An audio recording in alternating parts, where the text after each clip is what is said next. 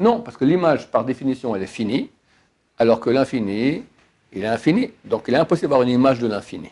Donc il est clair que l'auteur de cet être complexe qu'est l'être humain, il est extrêmement complexe lui aussi. La question se pose, comment sa mamie a pu rentrer dans l'écran plat de l'ordinateur? Il commence à comprendre que quand il veut que ça bouge, c'est extraordinaire. Au début, il ne sait pas, il se pince, il hurle.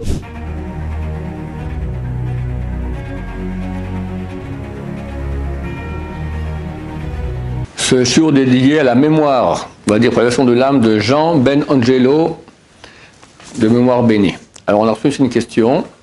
Pouvez-vous me donner une définition exacte de Dieu? Non. Ça veut dire, comme explique le Ramchal, à part une définition, que je vais dire de laquelle il s'agit, toutes les définitions de Dieu sont des définitions qu'on a en négatif, pas en positif. Il est infini, il n'a pas de fin. Pourquoi on ne dit pas en positif? Parce qu'on ne peut pas saisir l'infini. Les petits-enfants demandent très souvent à leurs parents, « Papa, qui avait avant Dieu ?» Je réponds, « Dieu a toujours été. » Ok. Oui, mais avant. Pourquoi le gosse il parle ainsi? Parce qu'il n'a pas encore développé des parties de son cerveau où il peut faire un raisonnement qui n'est pas lié à des choses matérielles. Il imagine. Donc on lui dit que Dieu a toujours été, alors imagine Dieu il va en arrière, très très très loin, mais il voit les choses. Donc forcément s'il voit, il ne peut pas voir l'infini. Donc il voit que ça s'arrête à un moment. Il dit, ok papa, alors là il commence Dieu, et avant qu'est-ce qu'il y avait? Quand il grandira, s'il grandit, parce qu'il y en a qui restent bêtes toute leur vie, d'accord? Alors il pourra comprendre qu'on peut parler de choses sans les voir. L'imagination vient du mot image. Est-ce que je peux avoir une image de l'infini? Non, parce que l'image, par définition, elle est finie, alors que l'infini, il est infini. Donc il est impossible d'avoir une image de l'infini. Donc, quand on donnera une définition de Dieu, on ne pourra jamais donner une définition qui est finie, donc infinie. Il n'a pas de corps, il n'a pas de forme, il n'a pas de limite. La seule définition, d'après le Ramchal, comme il nous dit cela, qui est positif de Dieu, c'est qu'il est un. Maintenant, c'est pas clair du tout ce que ça veut dire qu'il est un. Parce que j'en peux dire, il n'y a pas d'autre que lui. Alors, on ne peut pas dire qu'il est unique ou seul. Un, c'est autre chose. C'est une notion que j'avoue ne pas saisir totalement. On va dire il est un, ça veut dire qu'il contient tout, rien n'est hors de lui, il maîtrise tout,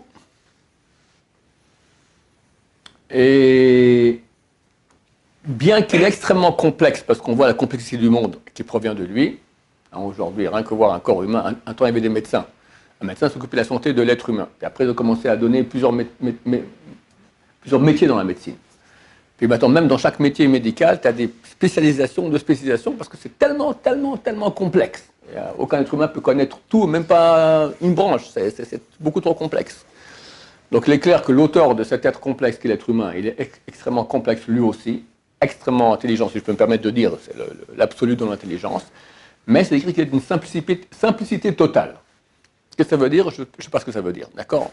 Il n'y a pas de... Si on va voir le cerveau d'Hachem, on ne verra pas avec des tas de neurones comme les nôtres. Simplicité totale. Voilà, donc ça c'est pour définir qu'est-ce que c'est Hachem. Et Hachem a voulu qu'on soit en relation avec lui. Maintenant, il est impossible d'être en relation avec une chose duquel j'ai aucune définition, rien, je ne comprends rien. Alors Hachem a fait une chose qui me permet d'être en relation avec lui. Ça veut dire qu'il a produit de lui-même une partie de lui-même qu'on appelle son nom. Comme moi-même ou vous-même, je ne vous vois pas. Si quelqu'un maintenant me regarde, qu'est-ce qu'il voit? Il voit un morceau de chair, avec une proéminence ici au niveau du nez, d'accord, de la gélatine, deux boules de gélatine trouées, un peu de cheveux, et un mélange de métal et de verre sur la proéminence.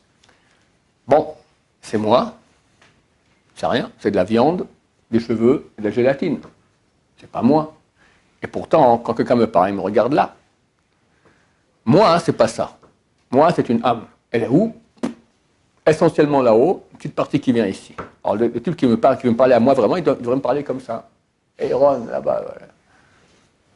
Mais s'il me parle comme ça, je lui dis, ça va pas. Ou moi aussi, je commence à lui parler comme ça. Les deux, on sera comme ça. D'accord? Ça ne marche pas. Parce que l'âme, elle est invisible. On ne sait pas où elle est. Il ne faut pas commencer à faire comme ça. Alors, qu'est-ce qu'il a fait Hachem? Il a donné un visage. Visage, en hébreu, se dit panim.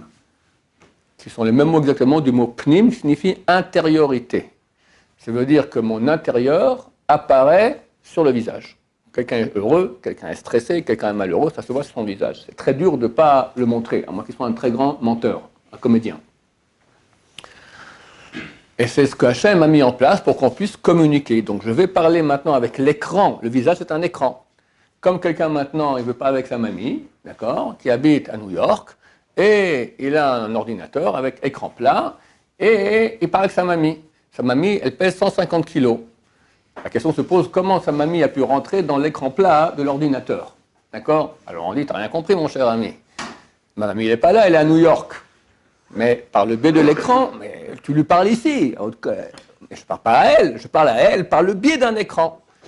Nous aussi, vous avez des mamies qui pèsent 150 kilos? Vous avez des mamies qui pèsent 150 kilos? Bon, alors, donc en fait, je m'adresse à un écran, et par le biais de cet écran, mon but c'est parler à la mamie qui est à New York. De même, quand je parle à une personne, je vais m'adresser à son visage, qui est l'écran, et par le biais de l'écran, je m'adresse à lui. D'accord? Oui. Alors vous, en fait, c'est votre réalité psychique, c'est tout? C'est pas... Ma réalité psychique, ça veut dire mon âme. Oui, je pense que c'est bien sûr, pareil, mais... moi, mon corps, c'est pas moi, il m'appartient. Il m'appartient. Et sans lui, sans le corps, je n'ai pas de moyen de m'exprimer dans ce monde. Mais le corps, c'est un habit. Il y a un verset dans Job qui dit « Tu m'as habillé de peau et d'eau. » D'accord? C'est ce qui fait quand même un peu une part de vous, au sens où on est composé de notre yetzer et c'est ce qui fait notre libre arbitre. Notre yetzer, c'est un peu notre corps. Ça veut dire tous les vices qu'on a et qu'on doit combattre, tous les penchants qu'on a. On m'a donné un habit, et je suis sensible à l'habit. On a mis des... C'est comme si moi je suis dans une voiture maintenant, d'accord? Je ne suis pas la voiture. Mais on m'a mis au bout des doigts des senseurs, d'accord? Et je sens dans mon esprit maintenant qu'il y a un manque d'essence dans la voiture, ou que les pneus sont plats. Tout ça, ce sont des senseurs qu'on a mis, c'est une réaction ici. Mais c'est pas moi. C'est pas moi. C'est un habit auquel je suis très, très habitué. D'ailleurs, tu vois un petit bébé qui vient de naître, il regarde le monde là, il ne comprend pas très bien qu'est-ce qui se passe. Ça lui prend du temps. Il voit les mains, tu le vois comme ça à l'âge de 1 ou 2 mois. Il commence à comprendre que quand il veut que ça bouge, ça bouge. C'est extraordinaire. Au début, il ne sait pas. Il se pince, il hurle parce qu'il est en train de se griffer. Il ne sait pas que c'est lui. Ça lui prend du temps de comprendre que ça lui appartient. Puis nous, aujourd'hui, au bout d'un moment, notre corps, il y en a qui croient que ce sont des corps. Erreur totale, d'accord. 99% de la population croit que c'est ça la vie, satisfaire son corps. Rien, c'est ta voiture, c'est pas toi. Arrête de satisfaire une voiture, d'accord. Toute ta vie de la voiture. Et toi? Non, ma voiture, moi, depuis un jour, on lui ôte de la voiture, et il n'a plus rien. D'accord? Ça, c'est très très bientôt, merci à Hachem. Ou la mort, à Dieu ne plaise, dans 120 ans, ou dans moins de 120 jours, je pense. C'est fini, qu'il n'y aura plus... les gens comprendront que la voiture n'a plus de sens. Et il ne restera plus que eux, les personnes heureuses qui auront investi dans eux et les personnes malheureuses qui auront investi dans la voiture. Alors Dieu aussi nous a permis d'être en rapport avec lui par son nom. On peut s'adresser. Donc on ne peut pas dire son nom parce que c'est un nom, parce que lui et son nom font un. Moi aussi, mon visage et moi-même font un. D'accord? Comme je dis, il y a des senseurs. Et donc, mon visage va exprimer moi, si je suis heureux ou malheureux. Mais c'est quand même différent. Il y a mon corps et il y a moi-même. On est liés. Dieu et son nom, c'est une unité la plus grande possible, imaginable qu'il puisse y avoir. Au-dessus de imaginable. La plus grande. Donc, Dieu et son nom font un. Mais ce nom-là, il a été produit afin que je puisse m'adresser à Hachem. Ce qui me permet maintenant, parce qu'il est infini, il n'a pas de nom, mais il a voulu qu'on soit en contact avec lui. Donc il a créé quelque chose qui permet à moi, en tant qu'être fini, d'appréhender, d'être en contact avec lui. Lui parler, le supplier, le remercier, et un peu le voir très bientôt, c'est Hachem. Quand on va être construit très bientôt, alors on amènera un sacrifice qui s'appelle Korban Reia, sacrifice de la vue. C'est marqué qu'on va là-bas, Dieu veut nous voir quand on amène ce sacrifice-là, et on le voit. Alors c'est marqué qu'on ne peut pas voir Dieu et survivre. Alors on ne va pas voir Dieu en entier, parce que lui est infini, moi je suis fini. Mais il y aura un dévoilement, un certain dévoilement d'Hachem, d'accord? Extraordinaire au temple, on pourra le voir. Tu rentres à la maison, j'ai vu Dieu. D'accord, tu n'as pas vu Dieu dans sa totalité totale, mais tu auras déjà eu un dévoilement d'Hachem. Extraordinaire, très bientôt, merci Hachem. Ceux qui auront investi moins dans la voiture. Baruch Adonai, Laolam, Amen, Amen.